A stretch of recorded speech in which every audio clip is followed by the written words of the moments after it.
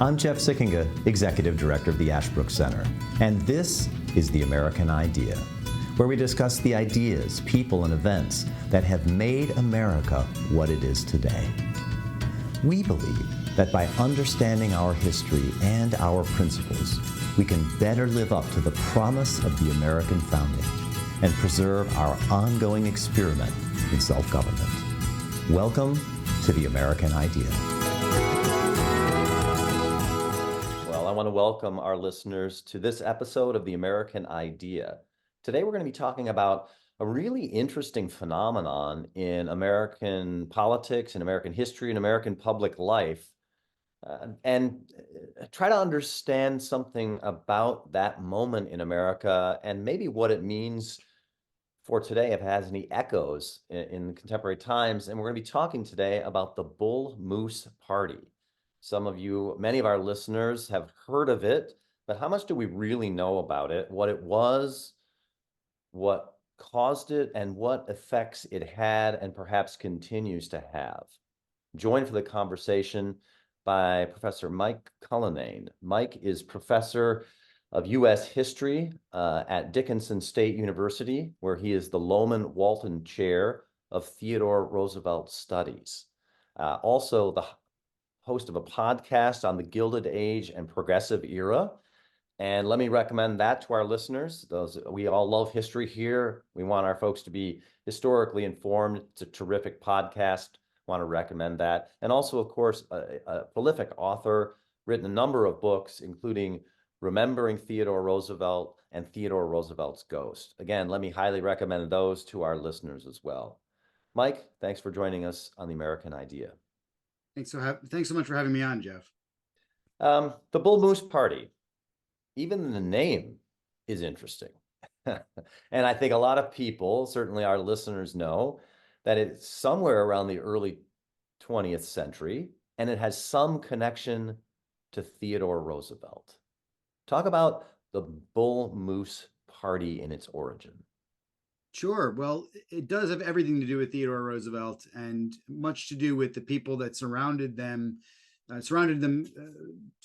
Theodore Roosevelt during his presidency. So the Bull Moose Party gets his name from Theodore Roosevelt, who referred to himself as a bull moose. And the party itself starts when Roosevelt fails to win the nomination to the Republican Party in 1912. So he runs against William Howard Taft, who is the incumbent president and his handpicked successor.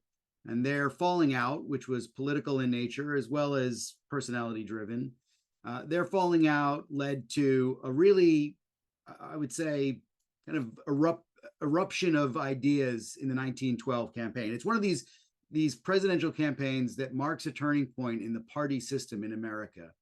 And what Roosevelt did was he tried to win over the Republican Party through the primaries. These are the first primaries that are ever held in America in 1912. He wins 8 out of the 13 states, and he thinks that this makes him a lock for the nomination at the convention in the summer. But Taft controls the party machinery and eventually wins the nomination, forcing effectively Roosevelt to either drop out or to start his own third party. And of course, we know he does the latter.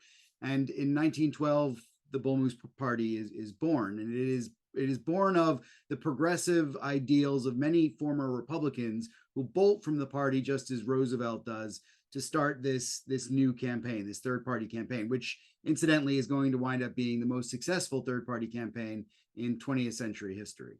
So that's interesting to me. The Bull Moose Party itself, what your response there just suggests, is it a personality party, Bull Moose, Teddy Roosevelt? It is an ideas party, progressivism and progressive ideas?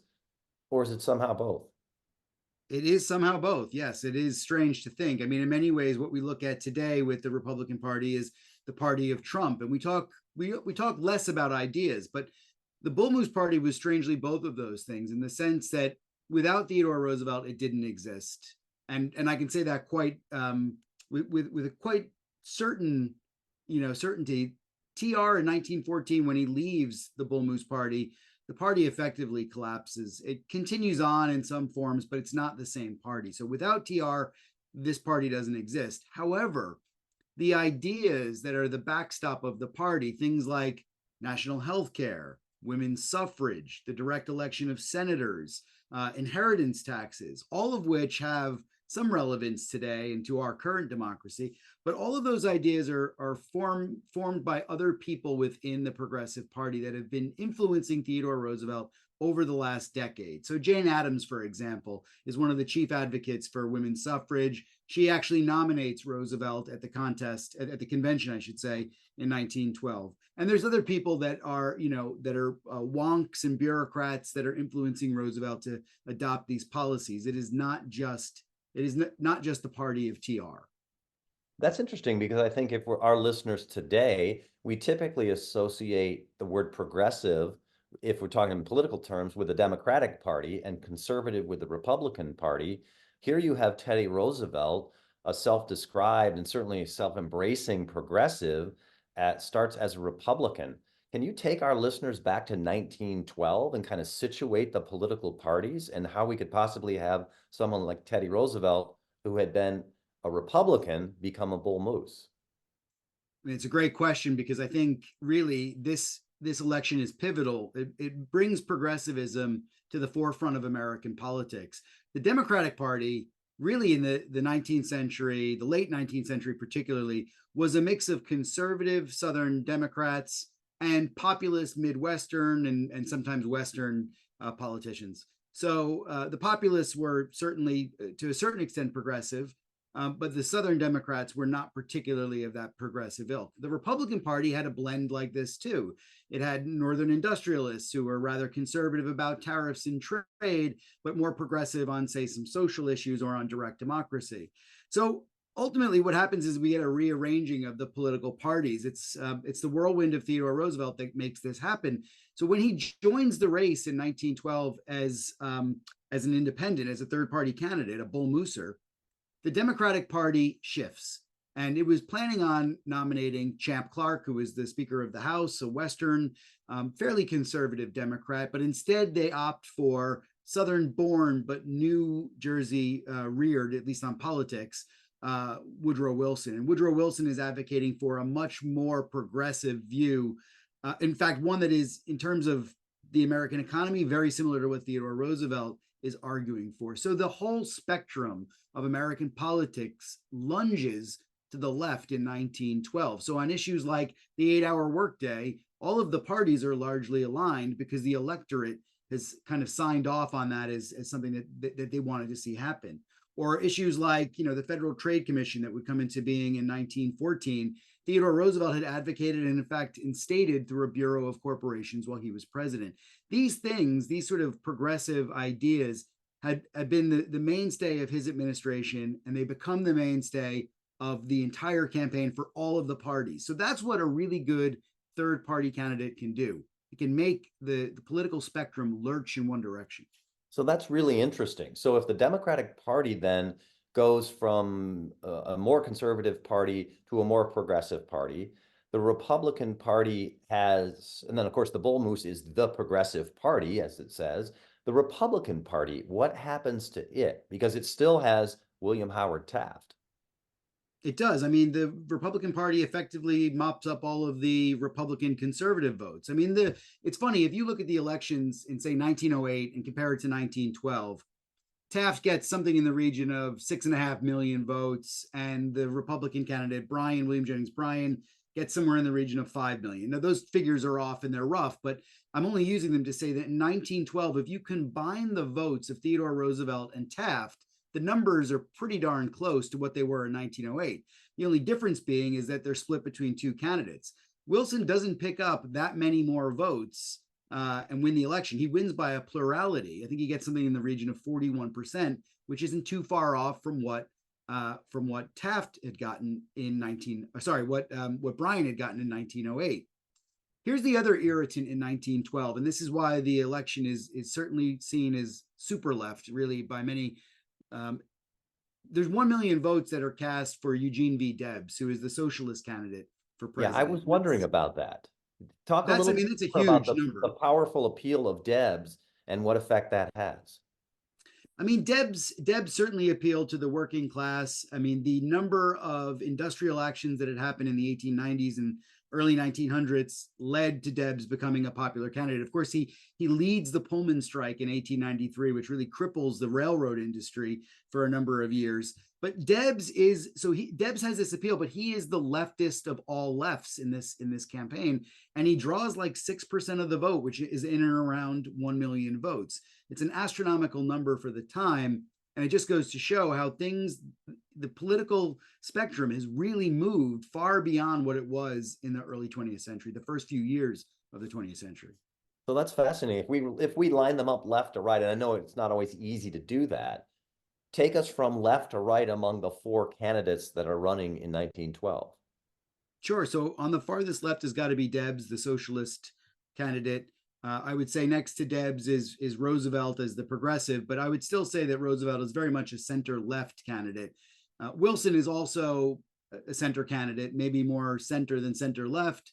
And then on the right is William Howard Taft, who actually, as Republicans go, is not the most conservative in his party.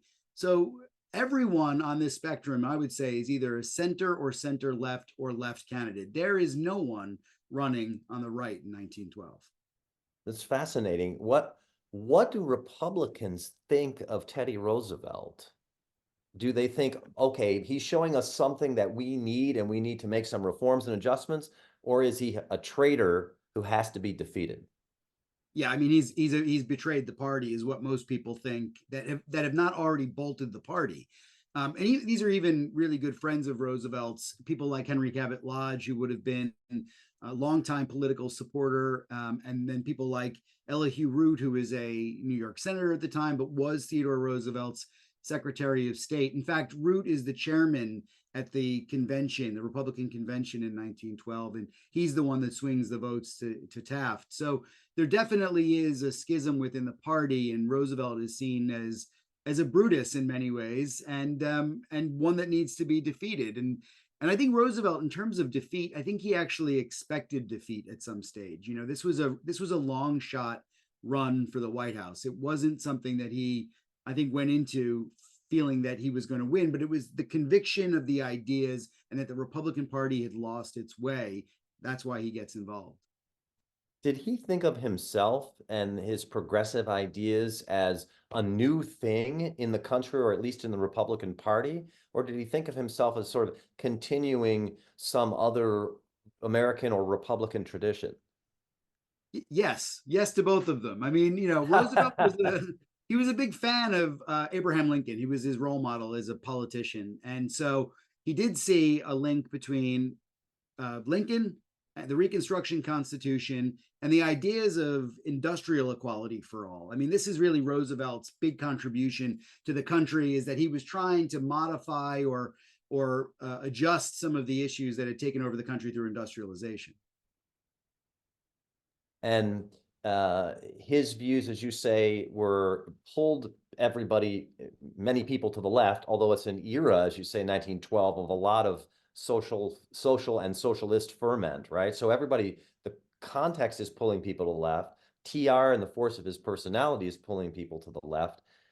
What are the major issues, if there are any, that are dividing the Bull Moose Party from the Democrats and the Bull Moose Party from the Republicans? That's a great question. I think that goes to your previous question about what made TR different as a politician. So he's in the same political tradition as the Republican Party back to Lincoln in his own mind, but it's industrialization and the transgressions of large corporate companies and, you know, and small corporate companies possibly too, that have really reshaped the fabric of society in the late 19th century. And he's trying to address that. So things like bossism and good government was something that he cut his teeth on when he was an assemblyman in New York, when he was governor of New York, when he was a civil service commissioner. So this is something, good governance and transparency in government and efficiency as well, I should say. These are all things that are really important to him, and they become really important to the Progressive Party. Now, to the contrary, the Republican Party is still a party of bosses. And, you know, you could see this in New York with Boss Platt, who is still, you know, knocking around and controlling the levers of power.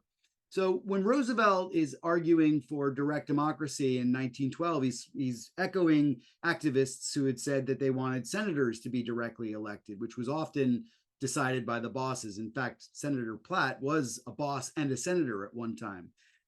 So that's one thing. The other thing in terms of moderating the perils and the evils of industrialization was that Roosevelt wanted to see greater antitrust laws, stronger punishments for companies that broke those laws, and not a limit to limited liability, but a prosecution of companies that were going to stray beyond the law. And that's something that came in gradually that he was advocating for. And I think the reason why Wilson will eventually start the Federal Trade Commission is because Roosevelt had set a lot of that precedent with the Department of Commerce and Labor during his presidency. And he's still calling for that in 1912. The other thing is equality, and this harkens back to the Reconstruction Constitution, and maybe this is some continuity as well as change, but the recognition that women deserve the right to vote was a step change in American politics. And although he didn't do it as president, I think he recognized by 1912 that that was a mistake, and he should have been braver when he was president. In fact, Elizabeth Cady Stanton writes a letter to him when he's president. It's one of her last letters in which she writes, you should advocate for women's suffrage. It will make you immortal. And although he doesn't do it as president, he does do it as a candidate in 1912. And that does move the dial in terms of women's equality. I wish I could say the same around race. TR does Yeah, I not was have the going to same ask record that on question race. about civil rights. Where does civil rights for, I was going to ask that question about civil rights and where does civil rights for African Americans fit in the Bull Moose platform? Some people would have thought, I think, that TR was relatively progressive on issues of race, at least compared to others of the time. But does that translate to the Bull Moose Party? I mean, he's got a mixed record on race, certainly. So there are, moments of real light and excitement when he invites Booker T. Washington to the White House for dinner. In the same way, he also dismissed a troop of African American soldiers from Brownsville without any evidence that they had done anything wrong. They were accused of violence and murder, and that wasn't the case. So they were dishonorably discharged for a crime they didn't commit. So there's that. I mean, it's interesting. In 1912, he's starting to talk more with W.E.B. Du Bois about racial justice, and he's constantly talking about social justice, and he would include in that African Americans, but it's not as outspoken as some of his other other advocacy and certainly other parts of his platform. And as a result, I don't think we can say that the Bull Moose platform was one that was stridently pro-civil rights. I think it was pro-civil rights in the sense that Roosevelt believed that all Americans were entitled to the same rights, and that's his faith in the Reconstruction Constitution. But I don't think he ever specifically said in 1912 that that has to include African Americans as well, which is really what the nation was sort of hankering for, and certainly that the African American community was hankering for. Right. So does he get significant African American support electorally in 1912, or do they continue to vote for the Republican Party? It's really a mixed bag. So in some states he does pick up African American support, and in other states he doesn't. In the northern states, New York swings behind Taft, and other states though in the north will swing behind Roosevelt. He doesn't. I don't think the African American vote has as much of an impact in 1912 as it would in later elections. It didn't go one way for Taft or Roosevelt. It was largely split. And it was split more on ideological grounds about progressivism or conservatism, Republican conservatism, but not so much on the race issue. Taft was arguing exactly as Roosevelt did, civil rights for all, but not specifically saying, we're going to make sure that African Americans are protected anywhere beyond what they already were protected by. Now, what I will say is that Wilson doesn't pick up many votes. And of course, what Wilson will do as president is to segregate the federal workforce. That is something that both Taft and Roosevelt thought were abhorrent and against, well, what their party was against since the Civil War, which was that the federal government needed to act as a model for the rest of the country. And Wilson, of course, he doesn't do that. Before we continue with our conversation, I'd like to have one of our faculty members tell you about a special documents-based graduate program for teachers of American history, government, and civics. Hi, this is John Moser, Chair of the Master of Arts in American History and Government program at Ashland University. If you are an educator who teaches U.S. history, government, or politics, our program may be just what you've been looking for. Our approach is to emphasize primary sources, since we think the best way to study the past is to read the words of those who lived it. We have a distinguished faculty made up of professors from both Ashland University and from colleges and universities across the country. And they're not there to lecture to you. We think it's better to learn through conversation about the documents. Ours is a hybrid program with two different types of seminar. The first are our week-long intensive in-person courses during the summers on the beautiful campus of Ashland University. The second are our live synchronous online seminars offered throughout the year. So if you're a social studies teacher and you're looking to deepen your understanding of America's past and its politics, please check out the Master of Arts in American History and Government program. You can do that by visiting tah.org/programs. Yeah, in fact, I was thinking as you were talking about that, what was Woodrow Wilson and the Democrats' view of the Bull Moose Party? Did they immediately recognize, hey, this is going to split the Republican vote? Or did they fear, they're going to take some of the progressive vote away from us? And they were afraid. Did they help the Bull Moose Party in even in subtle ways at all? Or did they think, no, they're a threat to us? I think they thought that this was a major victory for the Democratic Party, because the Democrats had been really shut out since Grover Cleveland's time. And Roosevelt was hugely popular, but this was a split that opened the door for the Democrats. And they do start to model some of their policies on the Bull Moose Party in an effort to win over some of what would be Bull Moose voters. So things like Roosevelt's New Nationalism speech, which he makes all the way back in 1911, I think. That speech is really what lays out for Republicans what the progressive side of the party should look like. So all those policy platforms that I mentioned, they're kind of encapsulated in this really remarkable speech.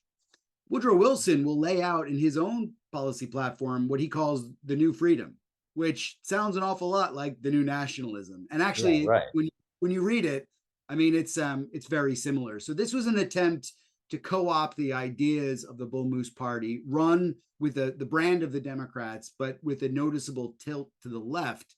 And yet they would have kept a lot of the policies that they were looking forward to bringing into power, which had been, they've been out of power for so long. So I think, yes, they are trying to co-opt things from the Bull Moose Party. Thinking about the reason that Roosevelt ran, he knew it was going to split the Republican Party. That, as you just said, the Democrats knew he was going to split the Republican Party. You said he knew it was kind of a long shot. All right. Why then does he run? You said at the beginning, it's a combination of principle and his personal relations with Taft. Tell us about his personal relationship with William Howard Taft. Well, I mean, this is a question that I think we have to go back to 1909 to think about, because this is when he's leaving the White House. I mean, he leaves the White House in 1909. Of course, he's thinking about leaving much earlier than that. In fact, in 1904, when he wins, he says he won't run for another term. So he's kind of a lame duck, although he doesn't act like one, of course. But by the time 1908 rolls around, he's looking for a successor, and he really wants to pick Elihu Root. He thinks that Root is the man for the job, but Root hates campaigning and really generally hates socializing, and so he's not the right person. Roosevelt famously said that he couldn't be elected dog catcher. But Taft has some of the same qualities as Root. He's a really good bureaucrat. He has a good handle on how the offices of government work. Politically, he's very much aligned to Roosevelt in the sense that he is a fairly progressive among the Republicans, at least anyway. So Taft gets the nod in 1908 from TR, and TR actively campaigns for him, and Taft wins by a good margin, but not as much as Roosevelt won by in 1904. And this goes back to my thinking about, well, what was Roosevelt really trying to think about in a successor? And I think he wanted someone that wouldn't overshadow him. He wouldn't want someone that would kind of steal the glory of the Roosevelt years. And yet he wanted someone that would stick closely or as closely as possible to the policies of his administration. Now, when 1910 rolls around, Roosevelt actually leaves the country. He goes to Africa for 9 months and then Europe for another month to kind of get away from Washington and give Taft a little bit of breathing room, which I think is a very generous thing on his part. But what it does lead to is Taft straying fairly far from what Roosevelt had intended his administration.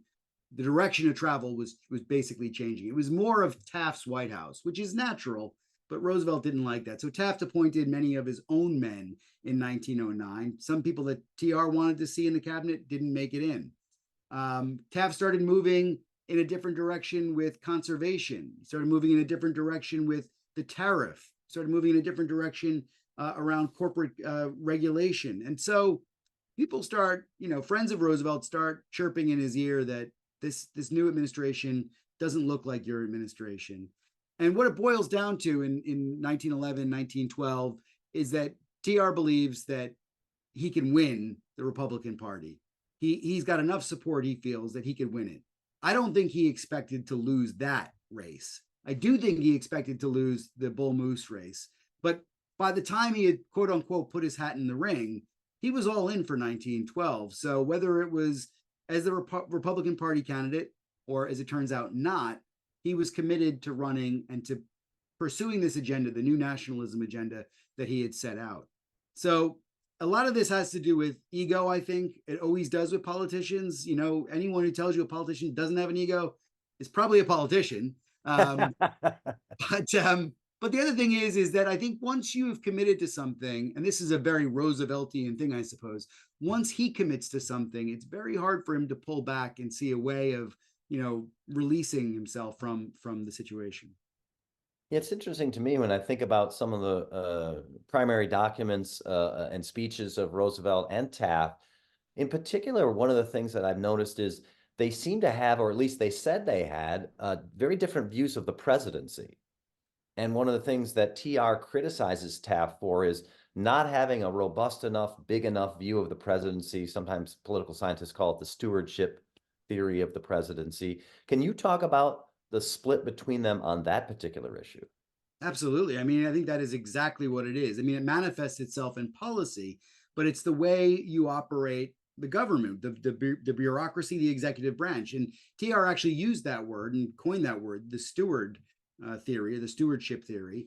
And what he believed in, which is the modern presidency. I mean, in many ways, Theodore Roosevelt created the modern presidency, which is that he coined the term the bully pulpit, which means that the president has got a great platform in which to speak to the American people. And he did that. He spoke directly to the American people. So rather than going to Congress and lobbying Congress, he said the American people can decide for themselves and they elect Congress. So this was turning the old politics of the 19th century on its head. The other thing was that he had very clear ideas, not only his own, but brought to him by his friends and colleagues, very clear ideas of the direction that he wanted to go in, whether it was on conservation or corporate regulation or Native American rights or African American. He had very clear ideas, foreign policy as well. And so that helped him appoint people to positions that shared his values. Now, Taft didn't do that.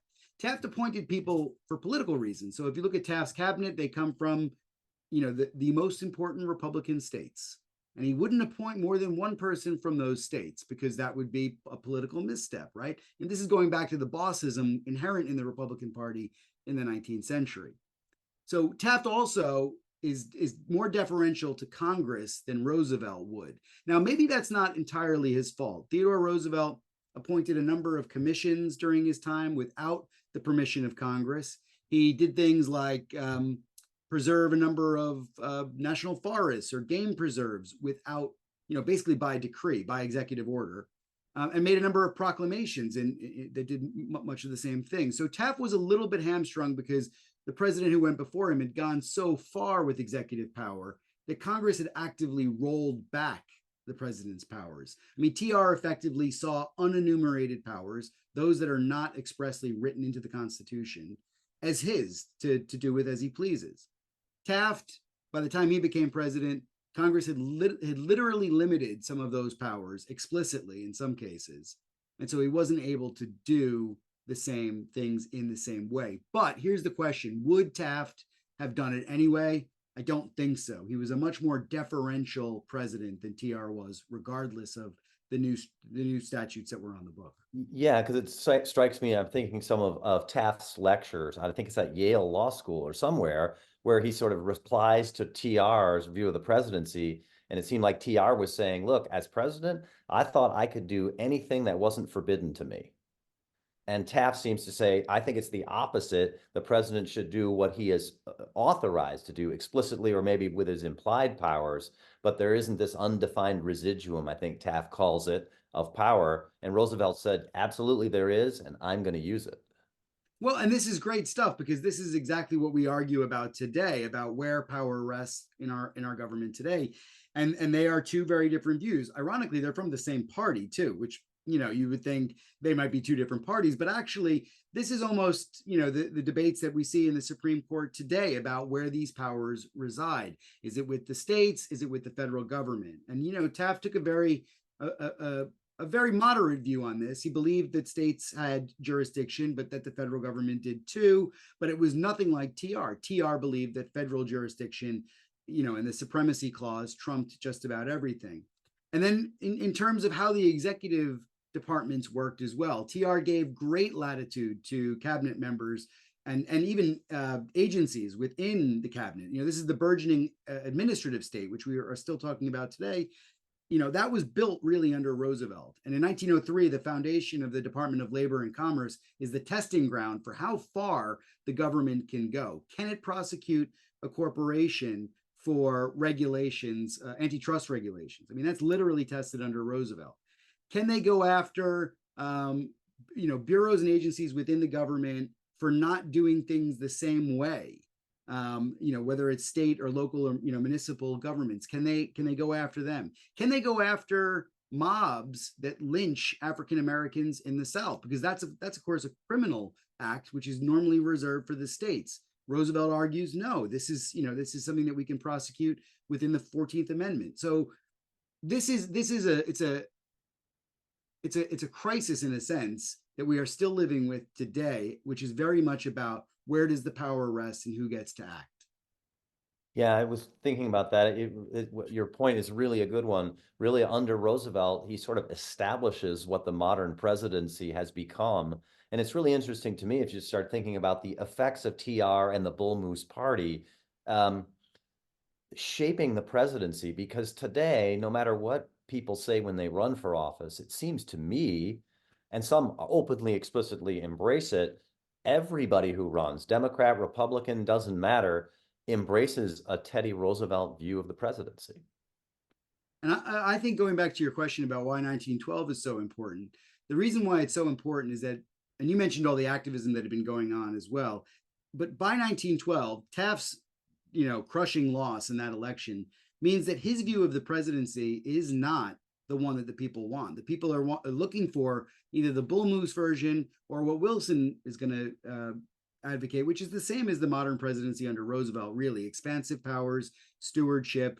And here's the thing: when we look at the Bull Moose Party and the Democratic Party of Roosevelt and Wilson, what we see is the American people saying that they're happy for the government to intervene in their lives more than they had in the 19th century. That they're happy to intervene in their lives when it comes to consumer rights, business regulation, interstate commerce, but even civil rights and in the case of suffrage, women's rights.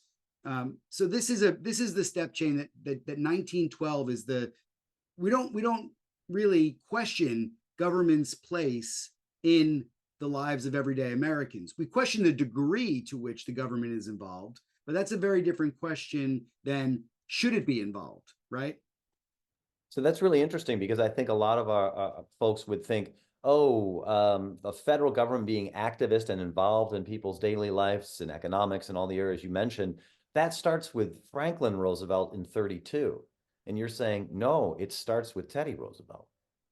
It absolutely starts with Teddy Roosevelt. And I think the questions that stem from that are really down to the context it's industrialization that makes that happen. The country before the 1880s, 1870s is an agrarian country. And within the 30 years from 1870 to 1900, the industrialization of the country throws up so many questions about sexuality and gender, questions about marketplaces and economics, questions about who owns what, who are the haves, who are the have-nots. And all of that transforms our society. Now, the only thing that I can say that might be relatable is that the information revolution that we are going through now and the prospect of, the internet and the AI revolution that might be coming is that if you think back 30 years ago, we didn't have those things. We didn't have the internet. We certainly didn't have, handheld mobile devices, computing devices in our hands. We definitely didn't have AI. This is the same step change. And if you can think about it, the presidency is probably going to change with this too. In the same way that Roosevelt had to deal with industrialization and the transformation of society, our presidents today are going to have to think about how we deal with the step change from an industrial economy to an information-based economy. Lessons that we take away from the Bull Moose Party and from Teddy Roosevelt's run. One thing people had mentioned, for example, is if Donald Trump didn't get the Republican nomination this year, even though now it seems pretty obvious he's going to, if he wasn't going to get it, some people speculated he'll do what Teddy Roosevelt did and run as a third party.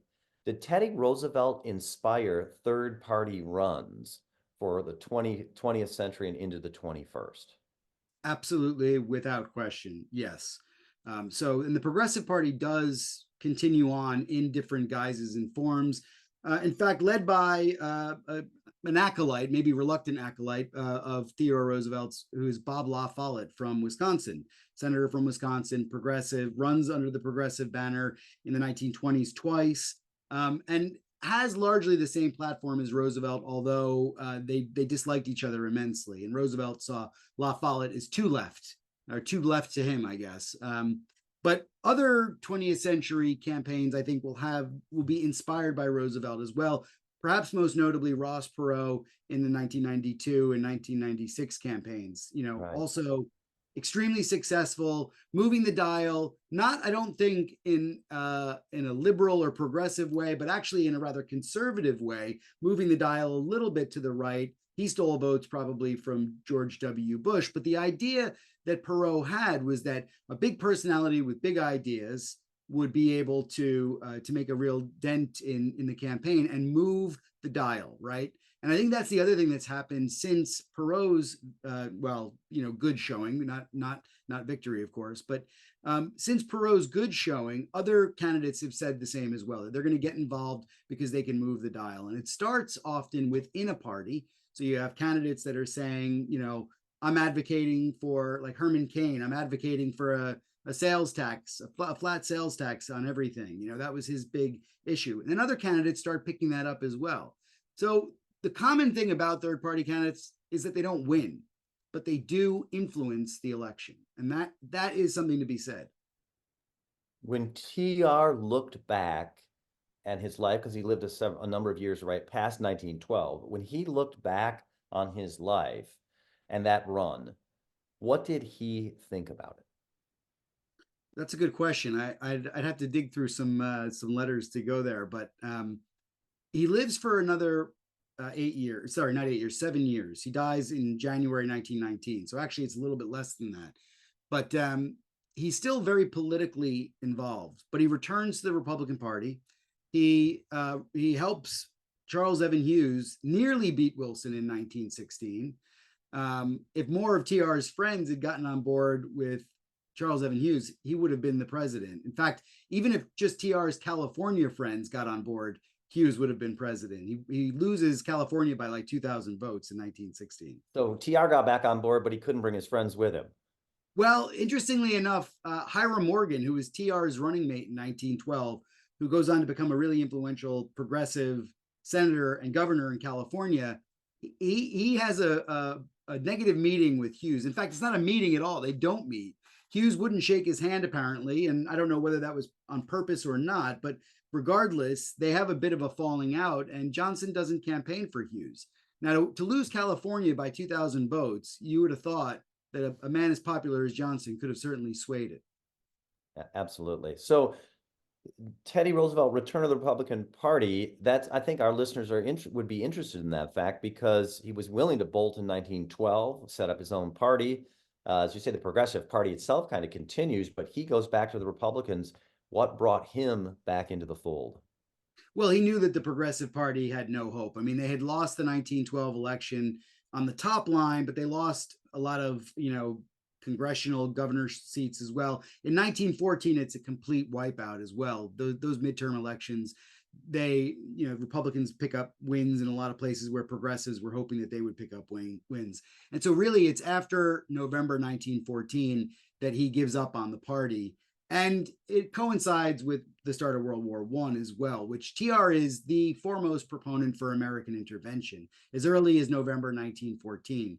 So not only is he anti-Wilson, and definitely anti-Wilson in terms of the neutrality policy that America takes, but he is loudly trying to get old Republican friends on board with his idea of war preparedness and intervention alongside the Allies. So this is really the thing that brings TR back into the Republican Party is the war, and he realizes, as time goes on as well, obviously America gets involved in 1917 in the war, but it's the peace as well that he knows that he has to ally with the Republicans in order to get a deal that he wants out of the peace, which is largely what Henry Cabot Lodge wants. It's not Wilson's peace; it's with reservations, but it of course that never happens either. And Roosevelt dies before a peace treaty would make it to the Senate floor for a vote. If looking at it, taking a step back, thinking of the Bull Moose Party and Teddy Roosevelt, you've talked about the lasting effect of TR on the presidency and really creating the modern presidency, the idea of third-party runs, which inspired others. Are there any other lasting effects or lessons that we can draw from the Bull Moose Party and Teddy Roosevelt? I mean, I've written about this sometimes before in places like The Hill and elsewhere about what do third parties do? And as I've said a number of times to you, Jeff, it's about moving the dial. I don't think third parties have much of a chance unless we see multiple, like if we go back to 1860 and look at that election, there's four major parties running in that election. And that's what moves the Electoral College. 1826, right? Same thing, four parties running. But we don't really see that in modern elections. We're very much a two-party system. So injecting a third party only winds up spoiling it for one of the two candidates of the major parties. So, and TR knew that, and I think that's why he came back into the fold. It's also why I suspect the likes of No Label wasn't able to put a candidate forward this year, and why third parties don't stand much of a chance. However, the one thing I will say, I mean, we can think about 2000 when Nader won. He did win. He moved the dial in Florida. Third party candidates can spoil it for an expected winner. And when the margins are as fine as they are in our polity today, I think third parties can play a major role. So watch out for Robert Kennedy. I mean, who knows who he's going to steal? I was just thinking that exact same thing. And I bet RFK Jr. Is familiar with TR's run. Absolutely. I would think so too. And I would think also that his media team is thinking about, how do I get these 2 or 3 big issues that I have out there? We know what those issues are. It's like, no pharma advertising, right? And like less government control over your lives. I mean, these are the things that he's advocating for. His media team is going to say, if we look at previous third party runs, they had a couple of big ideas, and that's what we need to have too. Fascinating. What an interesting time in American public life and American politics. And as you say, we're still feeling the reverberations from the Bull Moose Party in the 1912 election. Mike Cullinane, thank you for taking the time to join us today on The American Idea. Again, let me recommend Mike's podcast on the Gilded Age and Progressive Era, terrific conversations, and his books, Remembering Theodore Roosevelt and Theodore Roosevelt's Ghost. Mike, thanks for taking the time to join us today. Thanks for having me, Jeff. Thank you for listening to this episode of The American Idea. If you enjoyed this episode, Remember to subscribe at Apple Podcast, Spotify, or wherever you get your podcasts, and leave a 5-star review. If you want to learn more or get involved in Ashbrook's vital work, visit our website, ashbrook.org.